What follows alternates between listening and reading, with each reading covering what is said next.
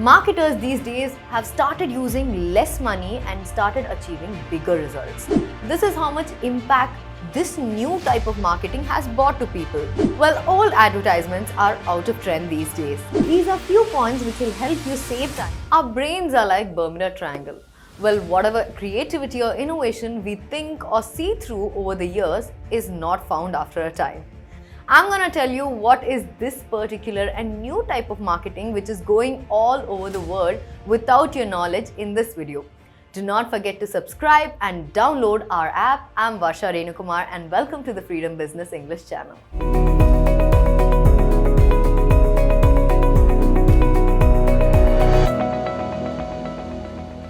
Advertising is no more investing a large amount and giving people what they want to watch, but this time it's about capturing people's mind. This new marketing technique is called as neuroscience marketing technique. This neuroscience has a huge impact on marketing and for a larger scale. This doesn't just focus on few, you can actually get a lot of customers towards your product. First of all, what is neuromarketing? Well, neuromarketing is a collective understanding about what a customer needs and understanding how they respond to the product. And this is considered on the basis how a particular person's brains work. This is actually done on a particular basis. The marketers put themselves in the customer's place and think in the way they would want to think. They also project the entire vision of how they buy a product and make sure they have the information how the customer is buying their product. They design the marketing strategy in such a way. Roger Dooley is called the father of neuromarketing. Well, he's been writing a book ever since 2005 and he's literally written a book called as Brainfluencer.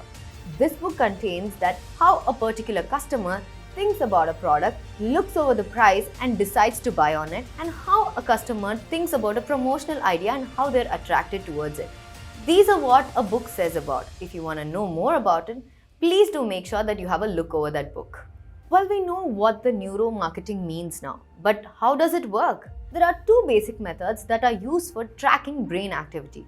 First one is EEG, which is called as electroencephalography. Second one being the fMRI, called as functional magnetic resonance imaging. Researchers focusing on the fMRI researching technology use a powerful magnet which tracks the brain blood flow to make sure what type of audio and visual they're attracted to. This particular test allows the researchers to reach the point of brain which is called as the pleasure center and to realize the activity of the brain which is attracted to certain ads and understand what their brain is actually looking for. Well, this sounds great, right? The more data, the better, right?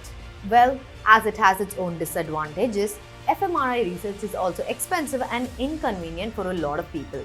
Well, there are so many things that has to be considered in this particular research, so entire thing might cost a lot more. Well, to operate such type of research, the entire process must lie on the larger mission while still the experiment is happening. Next is the electroencephalography. Well, EEG allows the researchers to understand the instinctual emotions of a human brain. Well, it can be happiness, sadness, anger, and whatever the brain activities conclude as an emotion. Well, these are done by the cap of electrodes, and these electrode cap is placed on a particular person's head, which is less restrictive than sitting in the larger crowd for fMRI machine. It is also a lot cheaper to run this experiment compared to the other one. We've learned what neuromarketing is, but I'm going to tell you how brands use it. Brands further use this for their particular campaign, while it might be pricing or a product design. These are always used to make sure the customer is right at the point where they know what to buy and why they should buy. They give them a particular reason why their brain reacts to a certain type of collective information or a certain type of looks. I'm also going to give you few examples. First being, Lace company did not make a package for their lace in a shinier way because they realized that a lot of customers who were looking out there for creative packaging did not pretty much like it. The response towards the packaging was not that great. It was neutral or negative. So they made sure that they're gonna put potato chips picture on the bag so that the customers are attracted and buy their product. So this packaging was changed for a better appeal to the customer so they know which product they're buying. This was completely based on the information that they gathered from the research of neuromarketing. Next example is Hyundai. Hyundai utilized the EGG method by letting their participants or customers use their car prototype. 30 participants wore the EGG cap, which helped Hyundai get a lot of information depending on the way they used the prototype car, and also this was possible because of the neuromarketing. Next one is the PayPal. PayPal used a neuromarketing research discovery just to make sure that they highlight their commercial and convince their customers depending on the speed. I'm going to tell you few ways to use neuromarketing from the book called as Brainfluencers. Well, these are few points which will help you save time before you invest them in the complete research. First one being, use simple fonts to encourage action. One piece of advice from the book is that keep it simple. Well, make sure that whatever you're trying to convey is kept in a simple text. The font on your website, email or lead pages, if it's too big, people might shy away. When you're trying to make sure that you're trying to convince a particular individual to understand what your product is, the first key role is to make sure the text is simple and understandable. If the copy is hard and too long to read, the customers might just skip out on that. Make sure whatever they're given to fill or read about is short and simple and easy to go through. Next is, make sure that your customer remember the complex fonts.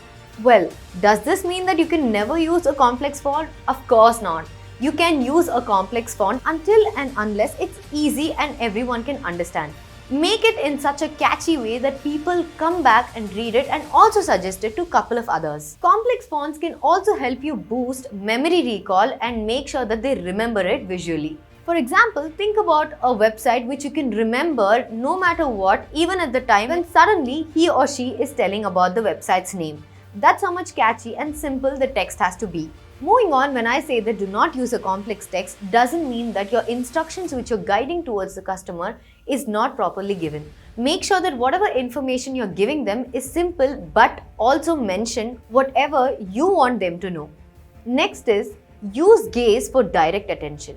Well, Brainfluencers book also talks about a particular man called as James Breeze, who is a specialist in understanding how people react to ads. In his experiment, he actually found out people are gonna look at whatever a person in that ad is particularly looking at. If a person is having to look at something, make sure that you show it to the customers too through the person's eye. Make sure that your product is being focused through the person's eye so that entire viewers can look at it. Next is, gain trust with customers by showing trust. Impact marketing is a relationship built between you and the customer. Make sure that whatever they're buying from you is bought again and again. A part of gaining customers means that you're giving them your trust as well as they are taking yours. The bond between you both should be genuine so that they can believe in you.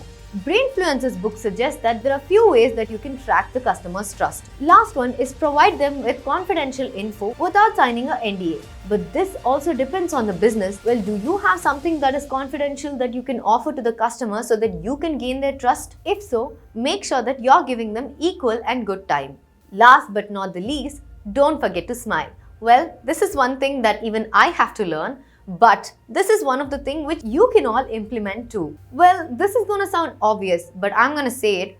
People love it when you smile. They'll know that they are trusting on the right person when they know it's a genuine smile.